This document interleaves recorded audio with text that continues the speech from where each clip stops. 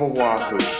It's the best surfing area in the world, for nowhere else has waves of the size, speed, and power as this 7-mile-long stretch of incredible coastline.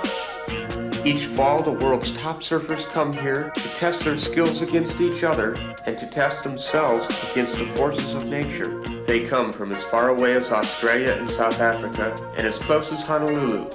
It's an annual migration of the best in surfing. No matter that other events are richer in prize money or have more spectators, the competition on the North Shore will always be the high point of the season. This is Scott Dietrich, and I've been coming to the North Shore since 1973, and I still get butterflies when I drive over that last hill on the Cam Highway and look out at the reefs of Haleiwa. This year, the outstanding surfer on the North Shore had to be Michael Ho. By virtue of his win in the Pipeline Masters contest in spite of a broken wrist, and also by Mike's superb tube riding in February at Off the Wall. Michael's unique style makes him easy to spot in the water. His instant frontside snapbacks and his grabbing the outside rail and big backside tubes are trademarks, both of which serve to get him further into the critical part of the wave.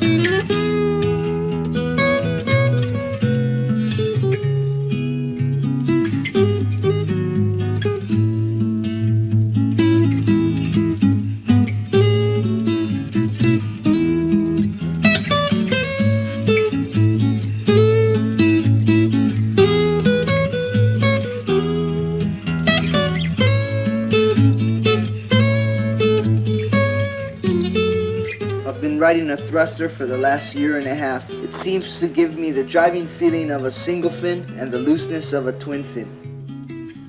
In surf 8 foot and under, I prefer to ride a board between 5'8" and 5'10". In bigger surf, it depends on size, condition, and feeling. I put as many hours as I can in the water prior to a contest. Jump rope for timing, take my vitamins, and try not to surf as much the day before a competition.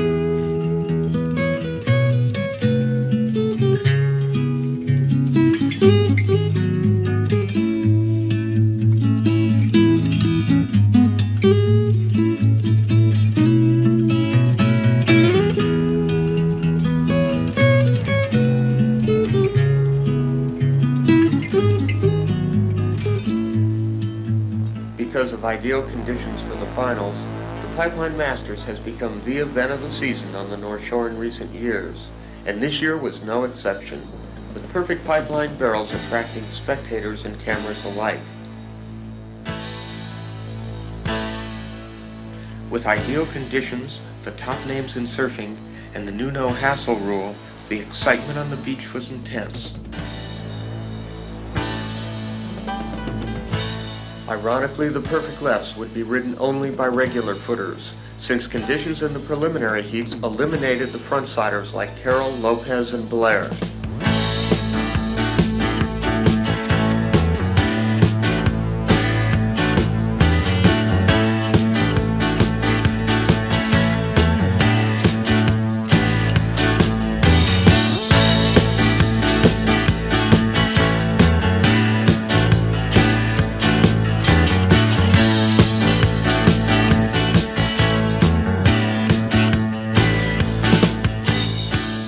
To the approval and envy of those on the beach, lifeguard Marvin Foster managed to pick off some great tubes between heats.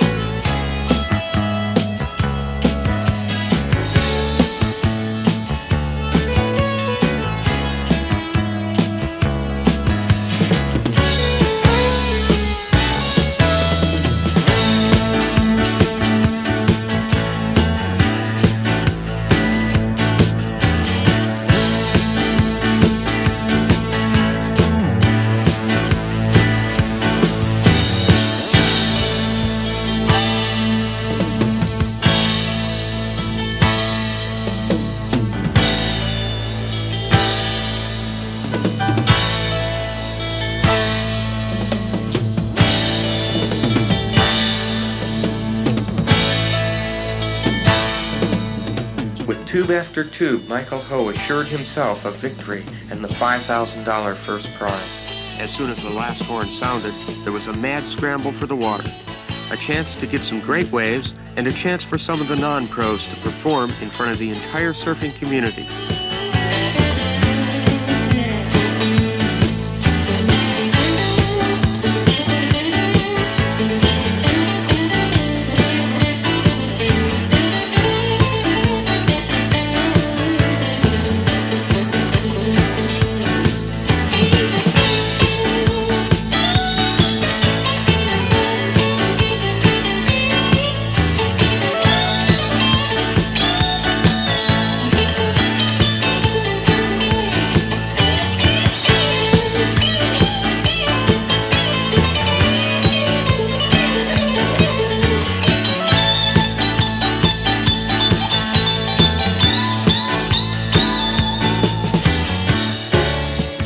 Late in the day, Jerry Lopez paddled out, riding the best waves and showing the style and skill that's made him Mr. Pipeline since the early 70s. But in a freak accident, Jerry's board leaves him with a gash requiring major surgery. There were others less fortunate. The awesome and unpredictable power of the North Shore claimed 3 lives this winter.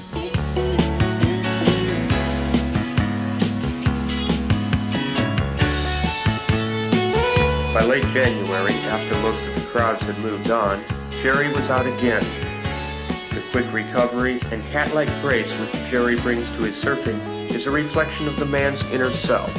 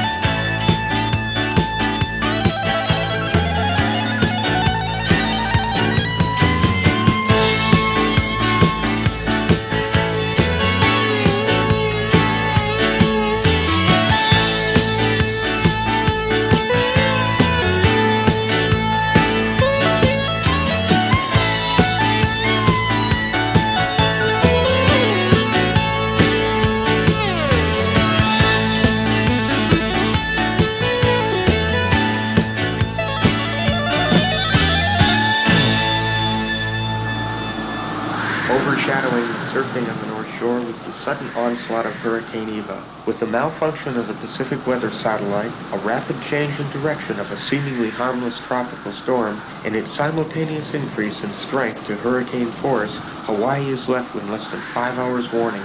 Just before dark, we get these amazing pictures from Pupukea Heights. After 4 scary hours, the storm subsides. We are safe but exhausted. Others are not so lucky. The Makaha side is hit even harder, with huge wind-driven tides.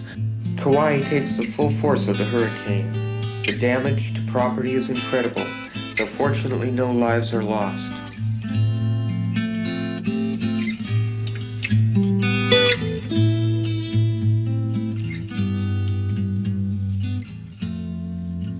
Kauai has many great surfing breaks, the most famous of which is Hanalei Bay. Conditions on Kauai, however, are much more fickle than on the North Shore, requiring local knowledge to get them at their best. Byron Wong at Hanalei Bay.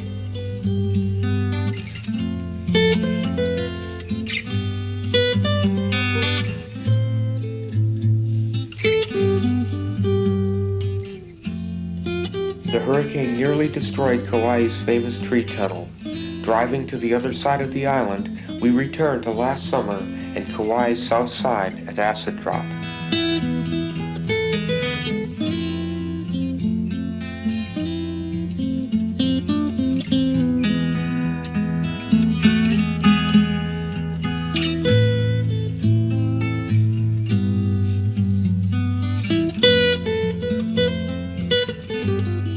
Continuing past Eva's ravages, we come to another break.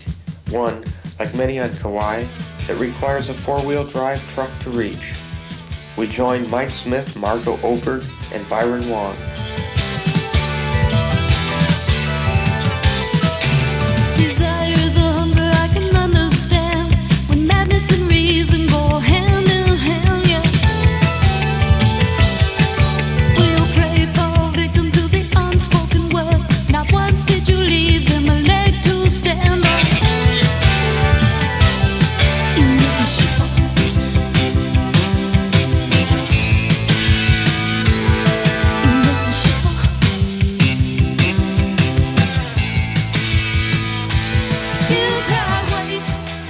Some of Hawaii's best surf can be found in Kauai's secret bays, if you know where to look. We joined Byron and Mike at a place best left unnamed, one that few outsiders will ever see.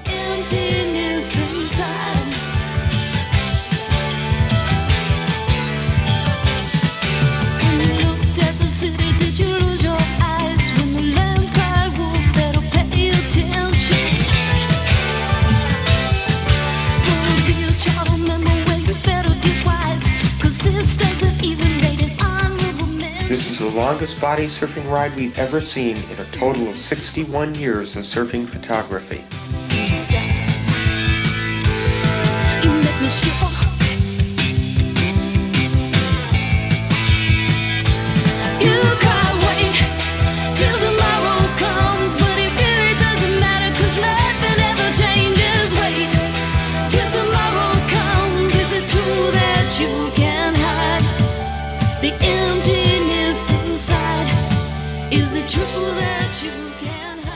One of the interesting things about Kauai's surfing is the number of women who surf here, more than the other islands or anywhere else.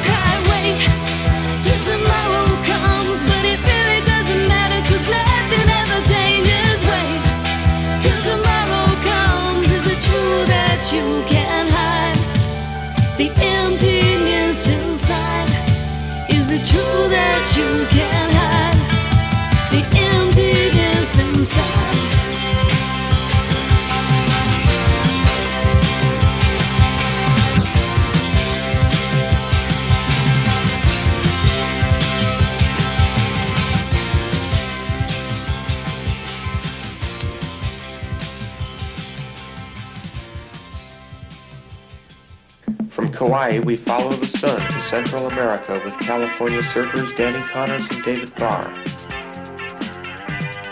Travel to new or distant lands in the hope of finding perfect waves is one of the most rewarding parts of surfing. It's been an integral part of the sport since the first redwood was strapped on a car and driven to a beach that held the promise of better waves. For David and Danny, the journey is a welcome break in the rigorous competition schedule. As part of the new wave of contest-oriented California surfers, Dave and Danny represent a new era in surfing. Using super light 3-fin surfboards, they are part of a truly international community of surfers, free from the localism that once limited surfing performance in California.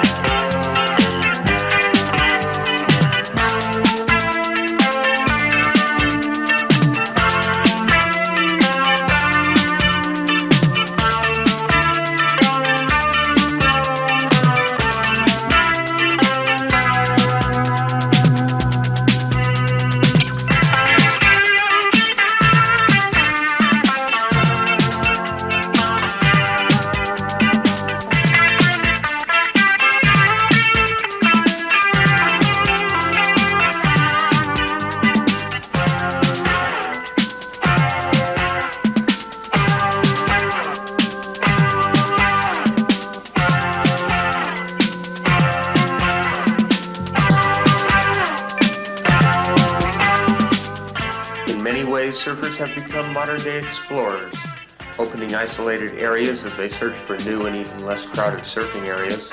And like explorers of old, they return home with new experiences to share and wearing new clothes that seem to have an uncanny way of turning up in next year's fashions.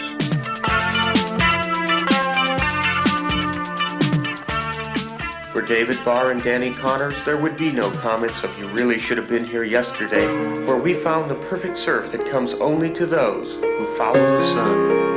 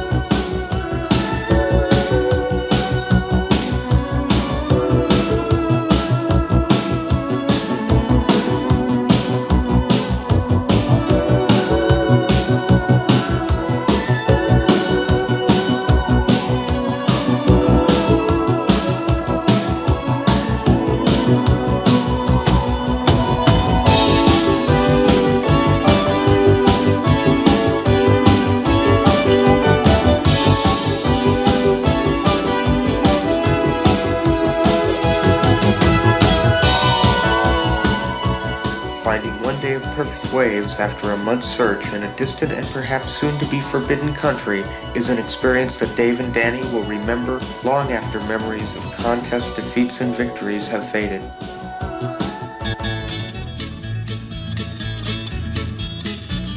Surfing has changed over the years. The new wave of California surfing really is a new level of performance that creates the first real challenge to the Australian and Hawaiian dominance of the sport.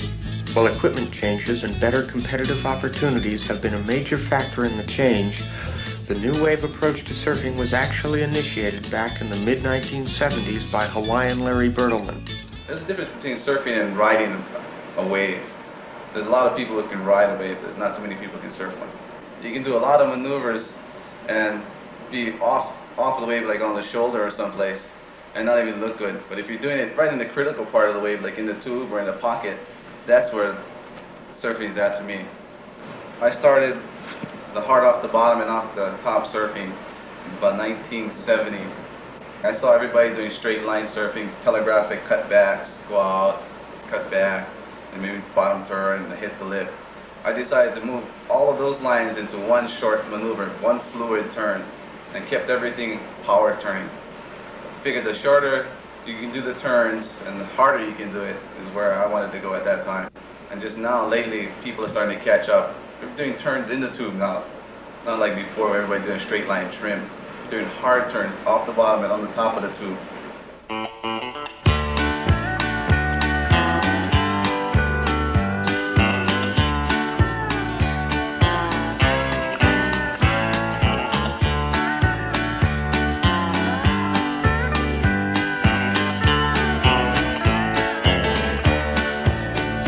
There's a place in the country where the ocean breaks on a golden shore every day. In the country feels better than the day before. I was caught in the wheels of a workaday grind. You know how it feels, so I left it behind. Traded in my job for this new rocking chair and a chance to breathe that sweet country air. Back home in the city, life is passing people by. They're worrying about the mortgage and working 9 to 5. But all that city hustle only makes me understand just how good I have it here, lying on the sand. There's a place where the ocean breaks on a golden shore every day. In the country, it feels better than the day before.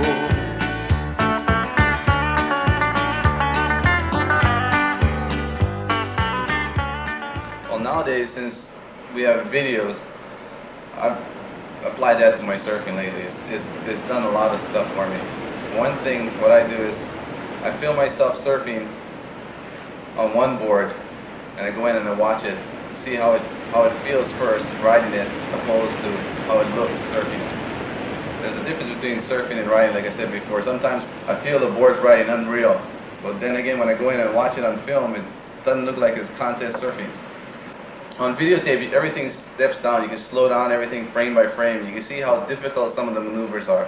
For myself, I get satisfied watching it because I can see little aerial parts where some people can't even see it. But I see a lot of times where I shift my weight on the board and how many times I shift my weight on the board. And that I didn't even know until I saw myself on film.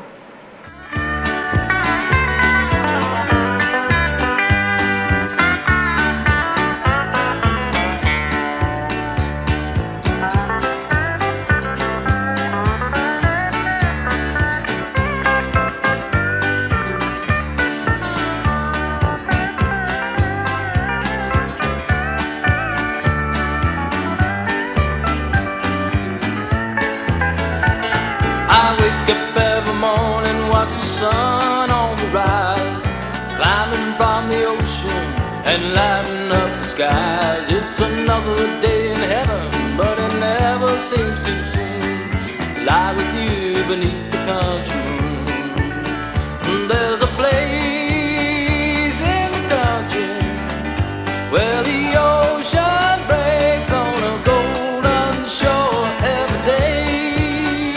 In the country, yeah, better than the day before.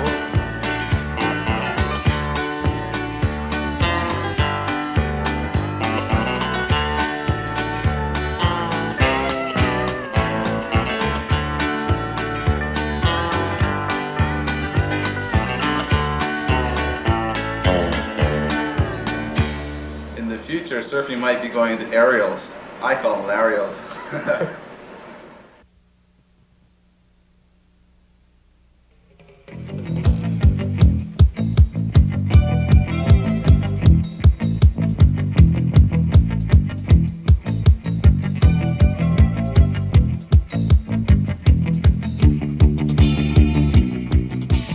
Three of the most outstanding surfers in the world today are Sean Thompson, now living in Santa Barbara, Hawaiian Dane Kealoha, and Australian Shane Horan.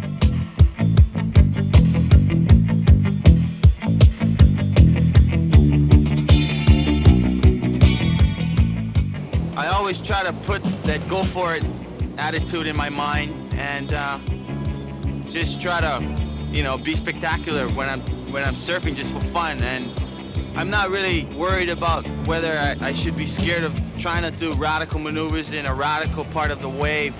I just try to just go at it as, you know, what the heck. If I'm gonna make it, better yet, if I'm not, well, I'll try again. So I just like to just totally overpower the wave, even though it's very hard to overpower the ocean and Mother Nature. And it's one thing that holds back everybody, but it gives me the incentive just to keep going and try harder and put, you know, more power into my surfing. And I think that's basically what it's about.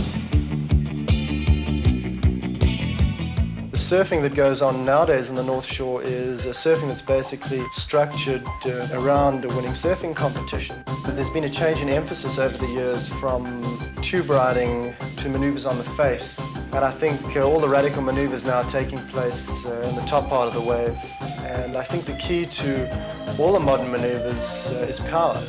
You have to hit off the bottom as hard and as fast as you can to get the height needed to smash off the top. What we're trying to do now is come off the top as hard and as tight as possible. The ideal situation would be to snap a bottom turn and then bang off the lip right under the falling curl, so the tube is actually throwing over you as you're coming back down and then carving right out of it. To achieve maximum power requires an athlete to fully extend each muscle. There can be no hesitation. Only with perfect timing can a surfer connect the various weight shifts to achieve the type of surfing that is truly expert. Shane shows another way to make it out of a barrel. Take a breath, Shane. His unique approach and experimentation with radically designed surfboards has caused Shane to be one of the most talked about and admired of the top pro surfers today.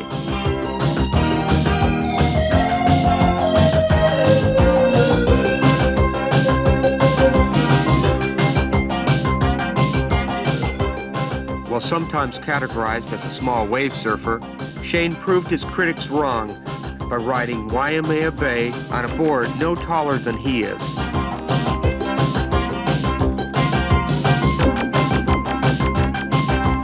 While on-the-face maneuvers have finally come into their own, the tube ride remains the standard of the sport in hollow surf.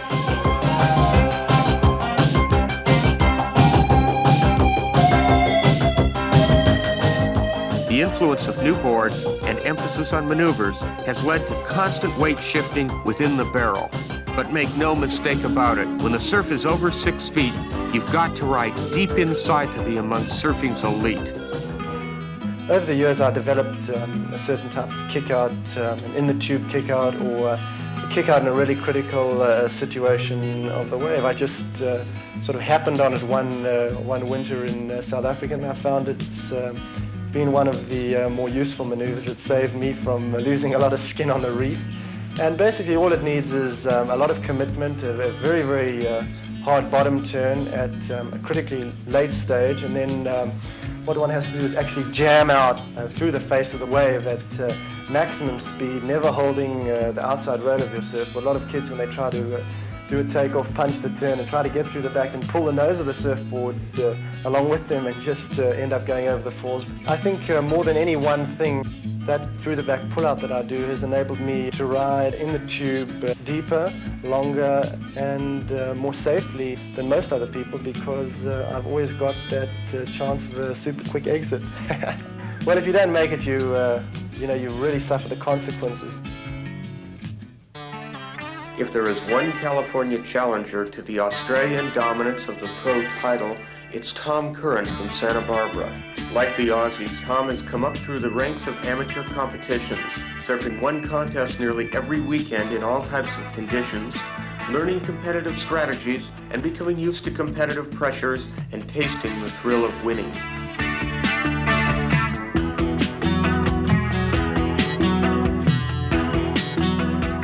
As top NSSA competitor, Tom got to go to Hawaii last year, where his performance in smaller surf was impressive, if not commanding.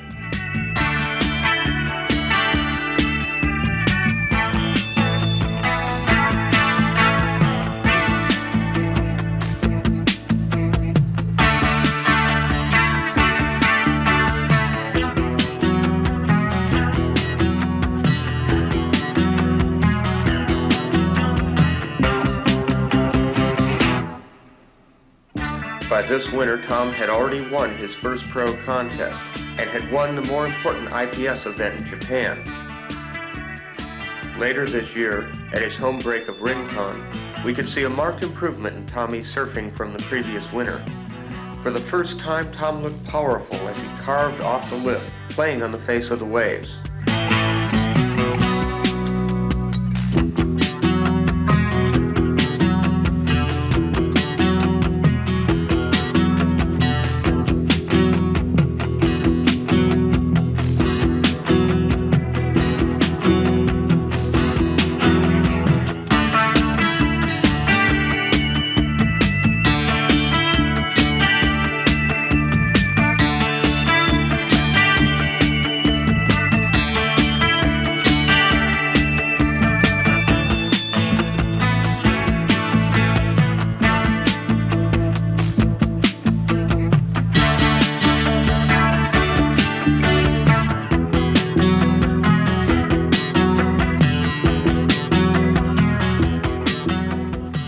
But Rincon is not Hawaii, and Tom would still have to prove himself as a pro in the more demanding conditions of the North Shore.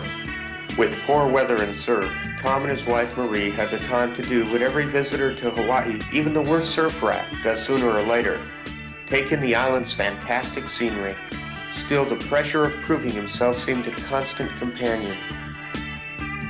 When the first day of good surf came roaring in at Off the Wall, the doubts of Tom handling the North Shore juice were blown away in the spray from some of the day's best tubes.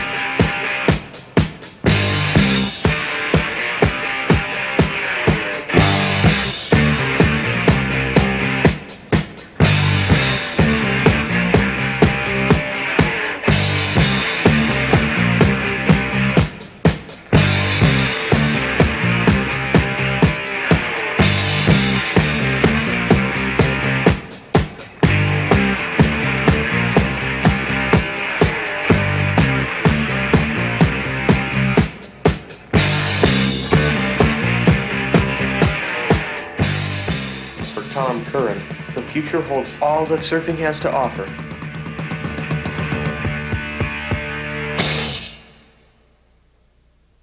Bodyboards were long regarded as more of a toy for kids than a real part of surfing. But when Jack the Ripper Lindstrom started riding Big Pipeline in 1981, the whole surfing world took notice. Today, bodyboarders even point the way for the future of surfing.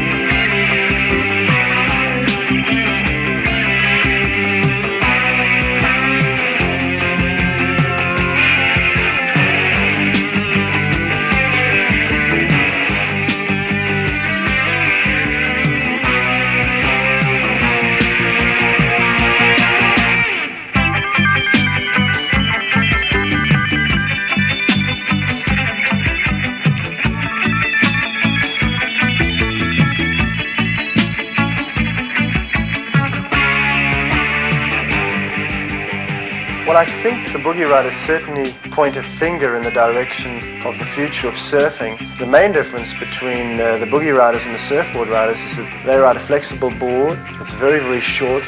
And most importantly of all, they've got their hands on the board. So they can get upside down. We're hampered by gravity and they're not.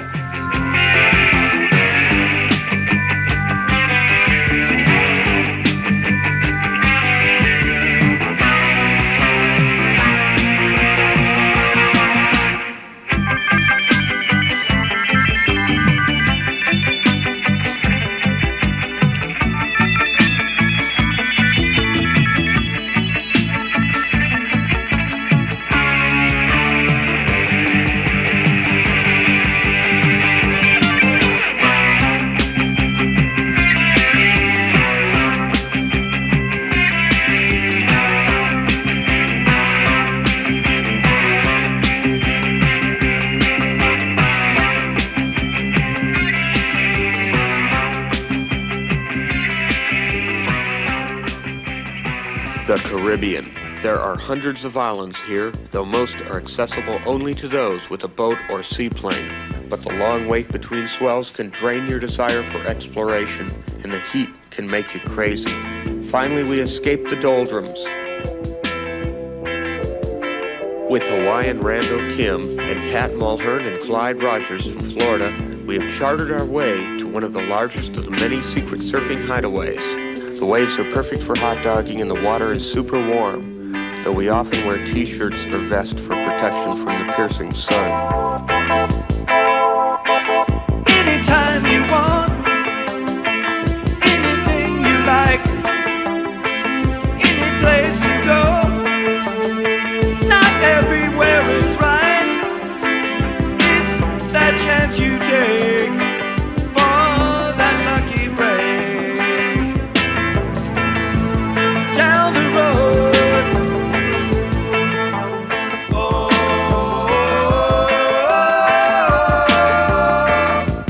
down the road,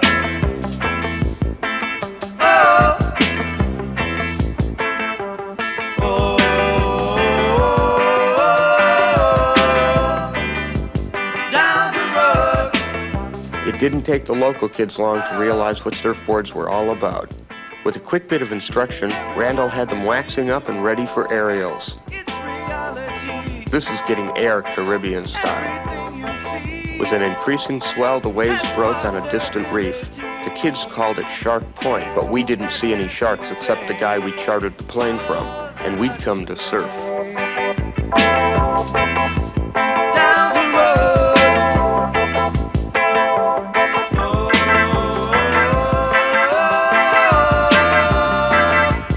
down the road,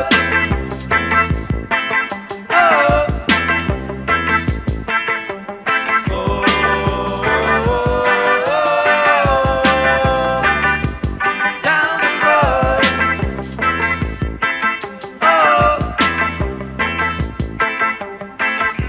in this world you try to believe it's your fantasy. With commitments back in Hawaii, it was time for Randall to return home. As the sun set, we said goodbye to this Caribbean island hideaway. With Pat and Clyde, we decided to spend the last couple days of our trip in Puerto Rico. We drove to the west side, where winter swells produce some of the largest waves in the Caribbean.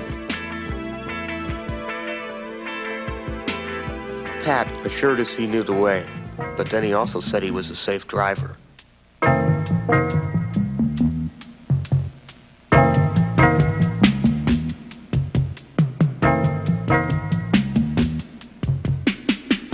After only a few 360s, we arrived to find a medium swell and ideal conditions. In only a few minutes, Pat and Clyde had changed and were back in the water. Surfers from Florida learn very quickly to make use of whatever surf is available, since conditions there are so inconsistent. Surfers adapt to whatever waves they live with.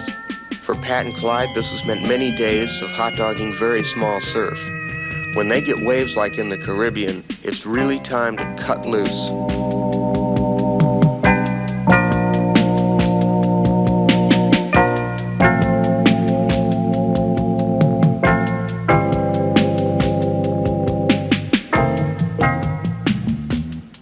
Not seeing any women in a couple of weeks can have a strange effect. The next day the swell was up, but we had reservations home. It's the one problem with the discount fares. You have to plan waves 7 days in advance. Pat had to grab one last wave before the crazy ride back to the San Juan airport.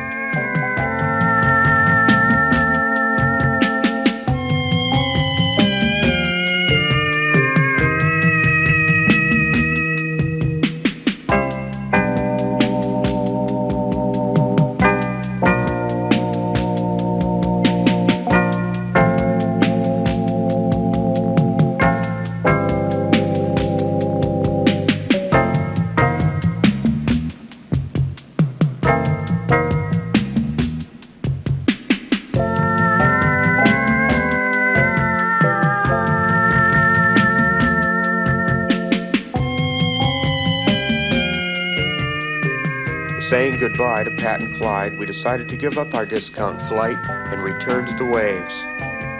Well, Randall, Pat, and Clyde, you really missed it.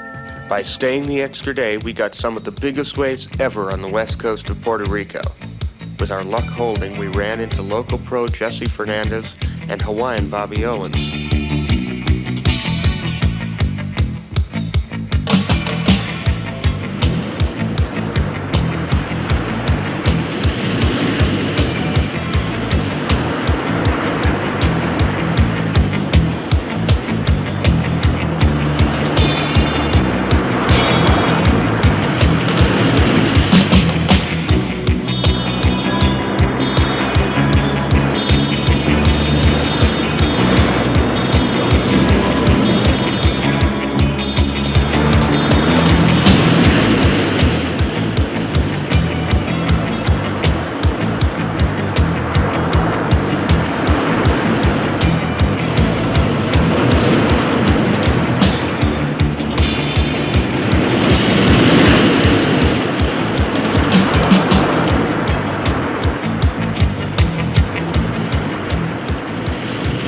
For us to follow the sun to new adventures. Saying goodbye to Bobby, Jesse, and all our friends at El Playero Surf Shop, we headed home, even managing to use our now expired air ticket.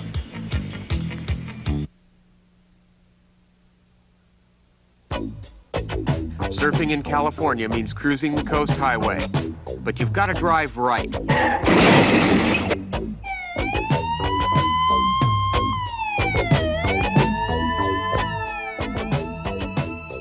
The top professional surfer in California today is Joey Baran from San Diego.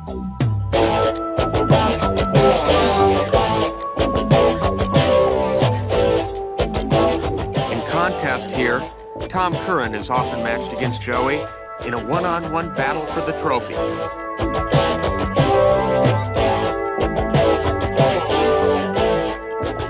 But what is really impressive is Joey's performance at Pipeline. He's probably the best California rider there since the days of Corky Carroll and David Nueva. It's dangerous just getting to the water for a radio surf star like KROQ's Rockin' Fig.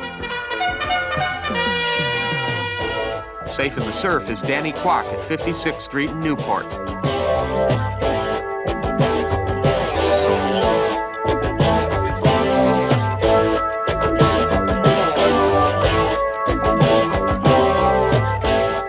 The most crowded spot on the entire coast is at Topanga.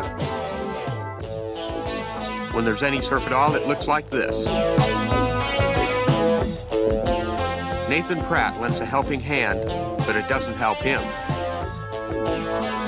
John McClure and Craig Cottle show how LA surfers rip in spite of the crowds. Like many California juniors, Craig has a style not dissimilar to that which has brought so much acclaim to Tom Curran.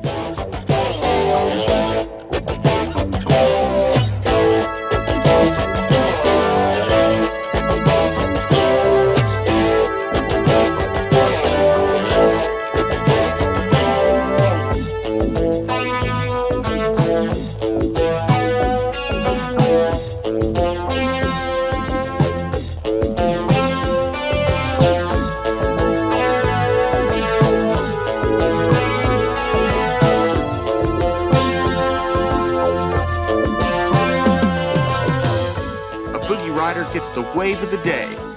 He'll be talking about that 8-footer for months.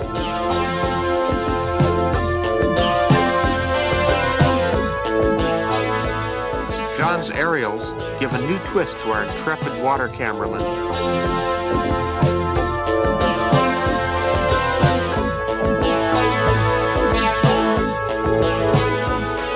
You'll seldom see him at Topanga, but nearby you'll often see LA's Willie Morris getting down.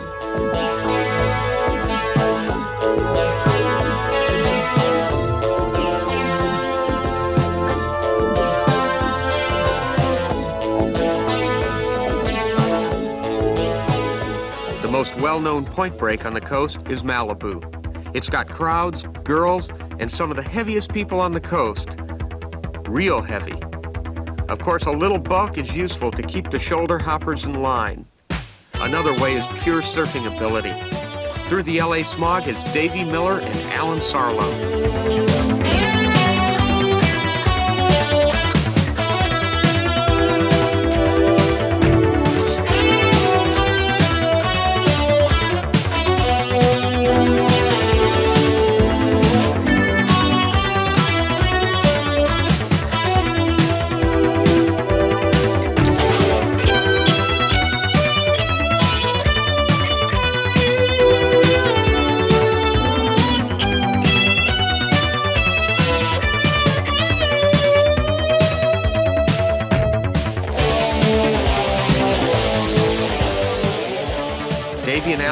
same wave. Didn't see you through that smog.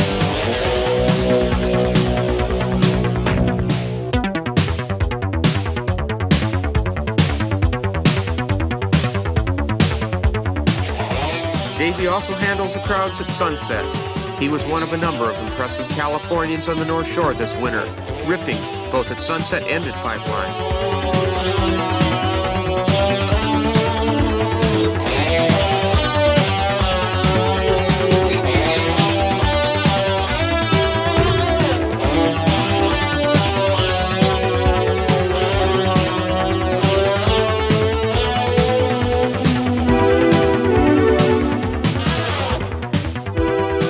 California surfers will drive for miles and resort to almost anything to get waves. Jay Adams' backside and goofy footer Davey Smith explode on a Santa Ana day at Santa Clara River mouth.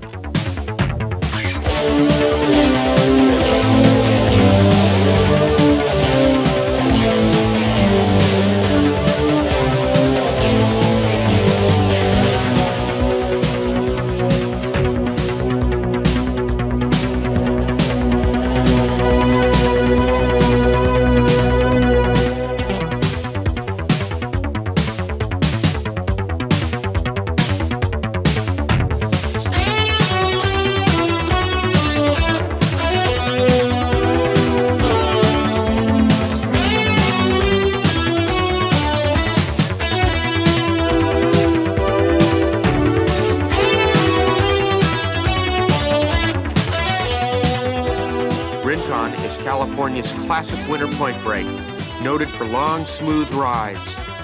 Davey Smith and Sam George get bored with long, smooth rides.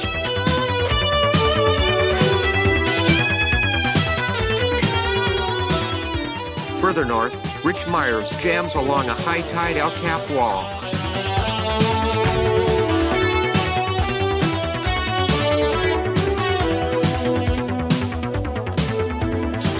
Santa Cruz is one of the most fun places to see a surfing film on the coast. It's also a great place for some winter surfing if you don't mind the cold water.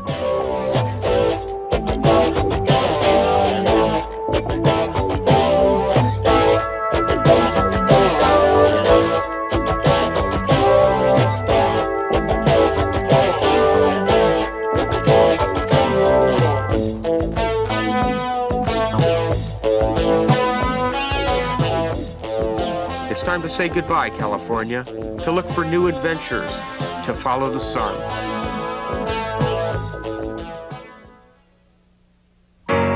They say there's something magic about the island of Maui, and that was before sailboarding was even invented. Onshore winds and increasing swells at Ho'okipa create the best conditions in the world for windsurfing.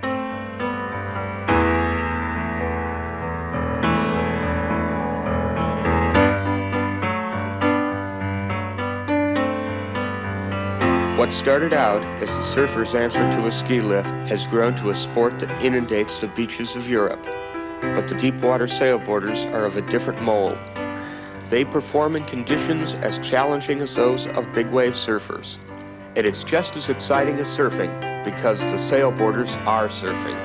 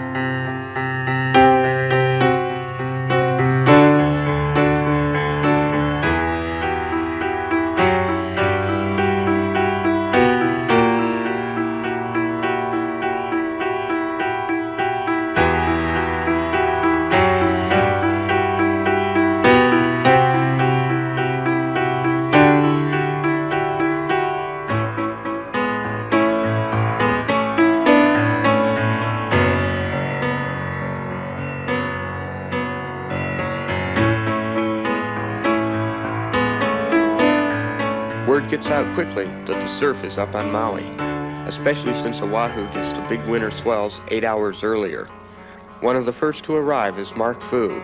Meeting Mark at the Kahului airport, we head for the bay. We arrived at the bay just as everybody was pulling up to check it out. The waves were a solid 8 feet, but kind of had some of that early morning sickness, so most guys went home. I had come too far not to go out. Honolulu Bay is situated so that only the biggest swells that come in at precisely the right angle will make it work, but when it does, you couldn't ask for a better wave. It's got it all. Perfect shape, size, speed, distance, and juice galore.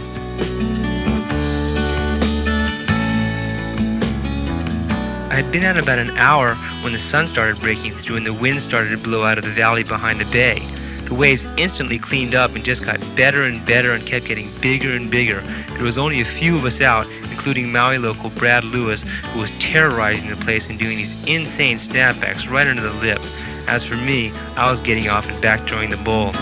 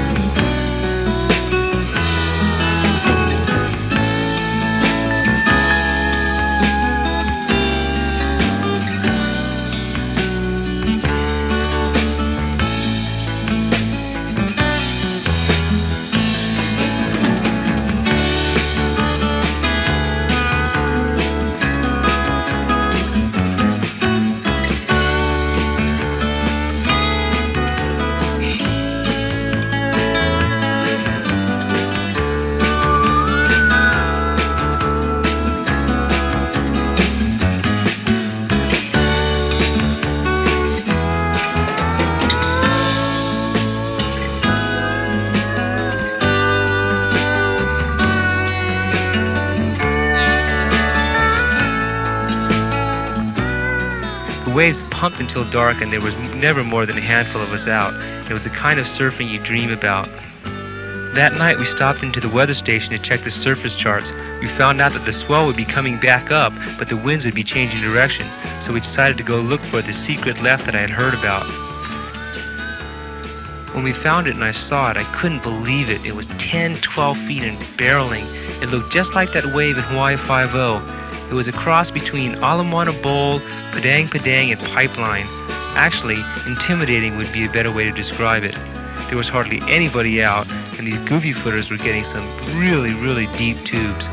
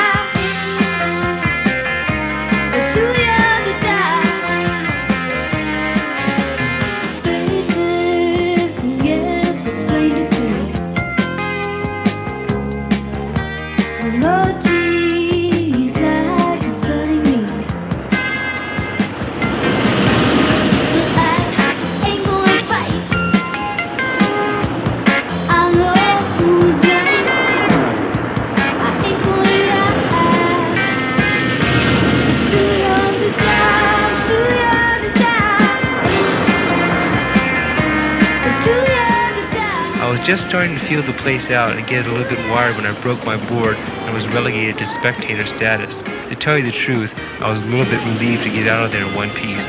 But by that time, it didn't really matter because it had been the best 3 days of surf I'd ever seen.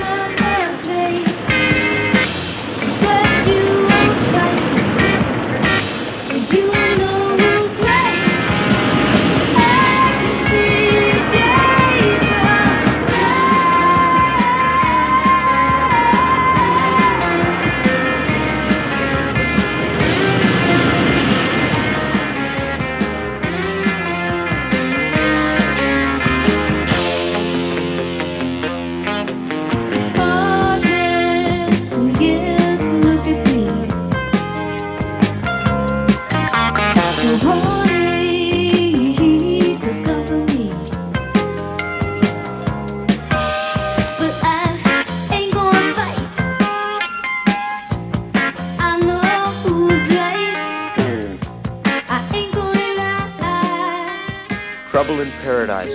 It would be nice to think that the tension comes from being unaccustomed to big surf. I guess it's not surprising that there are so many missiles in the world when even in the water we find cause for battle.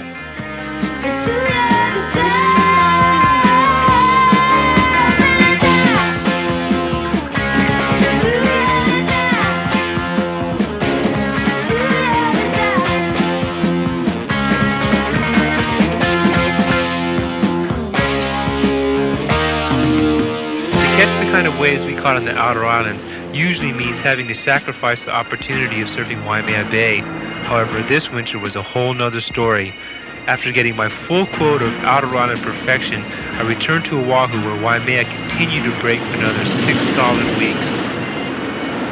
There may be man-on-man competition, deep barrels, and radical maneuvering taking place all over the world, but the drops of Waimea Bay have and always will be one of the ultimate thrills in surfing.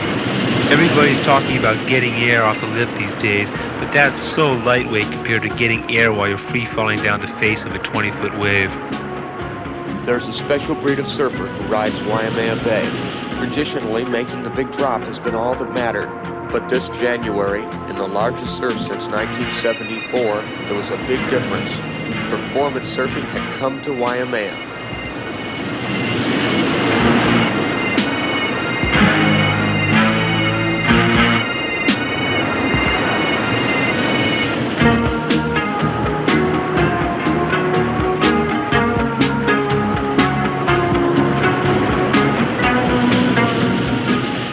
Jones was clearly the outstanding surfer, riding the bay like sunset and actually getting tubes.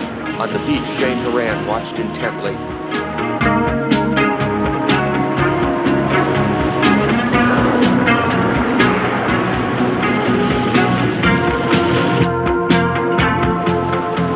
Shane makes his move. His 5'8" would have been laughed at in past years.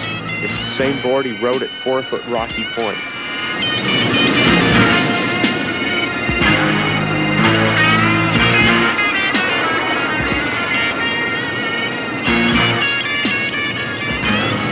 He is able to make the drop in his 5'8" single fin, but the chop is hard to handle.